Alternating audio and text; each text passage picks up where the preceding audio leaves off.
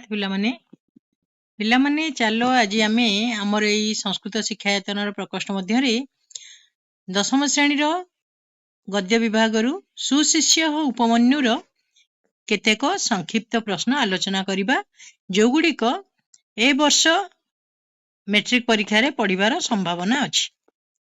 ताले चलो प्रथम क्वेश्चन अछि उपमन्यु कस्य शिष्य आसी। उपमन्यु काहार शिष्य अटंती? ताले उपमन्यु धौम्यस्य नहीं ऋषि धौम्यस्य शिष्य आसीथि। महाभारतम केन विरचितम?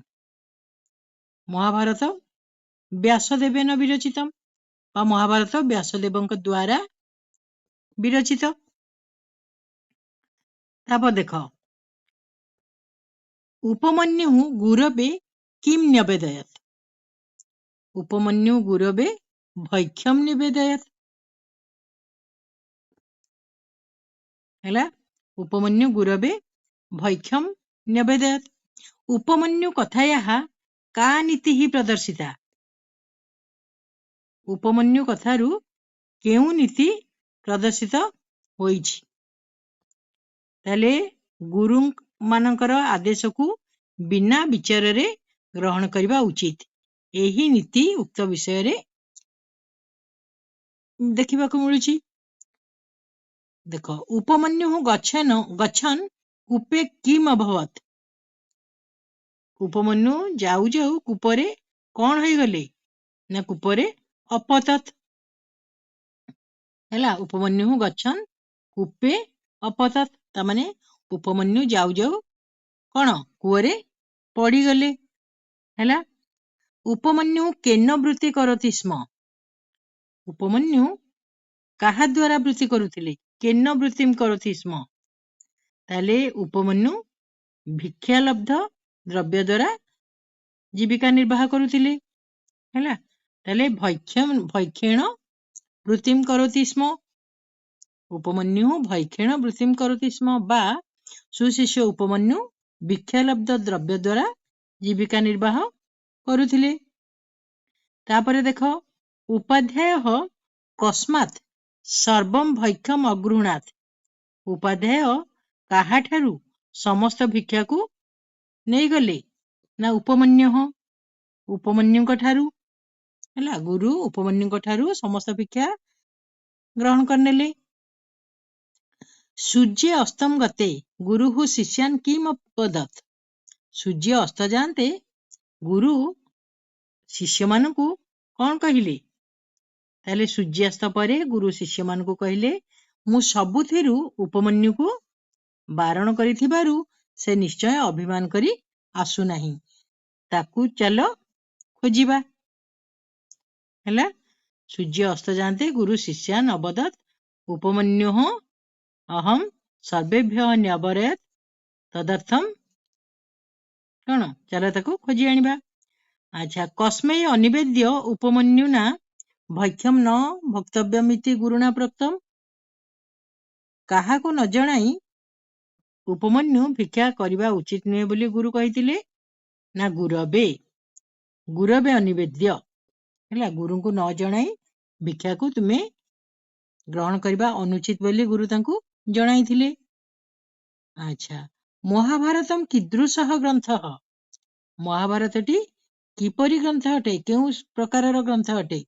ना महाभारतटी आर्ष ग्रंथ अटे बा ऋषिकृत ग्रंथ प्राचीन ग्रंथ अटे। काव्याम अंधः उपमन्यु कूपे अपतत?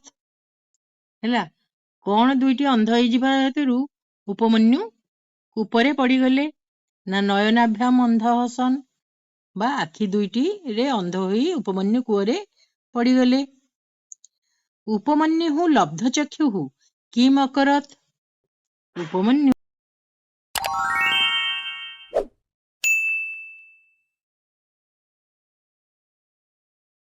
उपमन्यु कौ प्रार्थयति स्म? उपमन्यु केउ दुई जन को प्रार्थना करथिले ना उपमन्यु अश्विनी और कुमार उदय को प्रार्थना करथिले।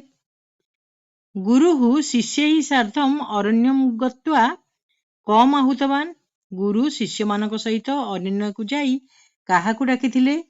ନା ଗୁରୁ ଶିଷ୍ୟମାନଙ୍କ ସହିତ ଅରଣ୍ୟକୁ ଯାଇ ଉପମନ୍ୟୁକୁ ଡାକିଥିଲେ।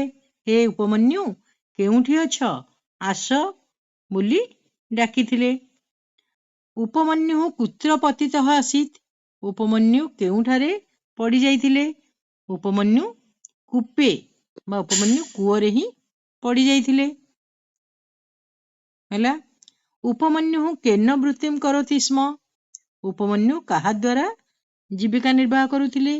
ଉପମନ୍ୟୁ ଭୈକ୍ଷେଣ ବା ଭିକ୍ଷା ଦ୍ୱାରା ଜୀବିକା ନିର୍ବାହ କରୁଥିଲେ। ପ୍ରାଚୀନ କାଳାତ୍ ପ୍ରଚଳିତଃ କୟୋଃ ସମ୍ବନ୍ଧଃ ଅଦ୍ୟାପି ଅନୁସରଣୀୟଃ? ତାହେଲେ ପ୍ରାଚୀନ କାଳରୁ ପ୍ରଚଳିତ ହେଉଥିବା କେଉଁ ସମ୍ବନ୍ଧ ଏବେ ବି ଅନୁସରଣୀୟ? ନା ଗୁରୁ ଶିଷ୍ୟୟୋଃ ସମ୍ବନ୍ଧଃ। ହେଲା, ଗୁରୁ ଏବଂ ଶିଷ୍ୟଙ୍କର ସମ୍ପର୍କ। ଗୁରୁ ଭକ୍ତ୍ୟା କିମ୍ ଭବତି? ଗୁରୁ ଭକ୍ତ୍ୟା ସର୍ବମ୍ ସିଦ୍ଧି ଭବତି। କିମ୍ ସାଧୁକ୍ତମ୍? ହେଲା, ସାଧୁକ୍ତି କଣ ଅଛି? ନା ଗୁରୁ ଭକ୍ତ୍ୟା କିଂ ନ ସିଦ୍ଧ୍ୟତି? ଗୁରୁ ଭକ୍ତି ଦ୍ୱାରା କଣ ସାଧିତ ହୋଇ ନପାରେ? ଏହା ସାଧୁକ୍ତି ଅଛି। ଉପାଧ୍ୟାୟ ବଚନାତ୍ ଦିବା ଗାଃ ରଖିତ୍ୱା କଦା ଉପାଧ୍ୟାୟସ୍ୟ ଅଗ୍ରତଃ ସ୍ଥିତ୍ୱା ଉପମନ୍ୟୁଃ ନମସ୍କାର? ଉପାଧ୍ୟାୟଙ୍କ ବଚନରୁ ଦିନରେ ଗାଈ ରଖି କେତେବେଳେ ଉପାଧ୍ୟାୟଙ୍କ ଆଗରେ ରହି ଉପମନ୍ୟୁ ନମସ୍କାର କଲେ? ନା ଦିବସ ଖେଏ, ହେଲା, ବା ଦିନ ଶେଷରେ। ଉପମନ୍ୟୁ କଦା କୂପେ ଅପତତ୍? ଉପମନ୍ୟୁ କେତେବେଳେ କୂଅରେ ପଡିଗଲେ? ନା ଉପମନ୍ୟୁ ଗାଈମାନଙ୍କୁ ଜଗି ଫେରୁଥିବା ସମୟରେ, ହେଲା, କୂଅରେ ପଡିଗଲେ। ଉପାଧ୍ୟାୟ ଉପମନ୍ୟୁ କୁତ୍ର ପ୍ରେଷୟତି ସ୍ମ? ଉପାଧ୍ୟାୟ ଉପମନ୍ୟୁକୁ କେଉଁଟାକୁ ପଠାଉଥିଲେ? ନା ଗୋରକ୍ଷଣାୟ, ହେଲା, ଗାଈ ଜଗିବାକୁ ଗୁରୁ ଉପମନ୍ୟୁକୁ ପଠାଉଥିଲେ। ଉପମନ୍ୟୁ କହୁ ସ୍ତୁତବାନ? ଉପମନ୍ୟୁ କେଉଁ ଦୁଇ ଜଣଙ୍କୁ ସ୍ତୁତି କରିଥିଲେ? ଉପମନ୍ୟୁ ଅଶ୍ୱିନୀ ଆଉ କୁମାର, ସ୍ୱର୍ଗବୈଦ୍ୟ ଅଶ୍ୱିନୀ କୁମାର ଦ୍ୱୟଙ୍କୁ କଣ ପ୍ରାର୍ଥନା କରିଥିଲେ। କୀଦୃଶଃ ଉପମନ୍ୟୁ ଅର୍କପତ୍ରାଣୀ ଅଭକ୍ଷୟତ୍? କ୍ଷୁଧାର୍ତଃ, ହେଲା, ଭୋକିଲା ହୋଇ ଉପମନ୍ୟୁ ଅର୍କପତ୍ର ଗୁଡ଼ିକୁ ଖାଇ ଦେଇଥିଲେ। କିମ୍ ସାଧୁକ୍ତମ୍? କଣ ସାଧୁକ୍ତି ଅଛି? ନା ଗୁରୁ ଭକ୍ତି ଦ୍ୱାରା କଣ ସିଦ୍ଧି ନ ହୁଏ? ହେଲା, ତାହେଲେ ଏହା ହିଁ ସାଧୁକ୍ତି ରହିଛି। ତାହେଲେ ପିଲାମାନେ ଆଜି କିଛି ଆମେ ସୁଶିଷ୍ୟ ଉପମନ୍ୟୁରୁ 1 ନମ୍ବରିକିଆ କୋଶ୍ଚିନ୍ କଲେ। ପୁନର୍ବାର ଆଉ ଅଲଗା ଗଦ୍ୟରୁ ମଧ୍ୟ ଆମେ ମାନେ କରିବା।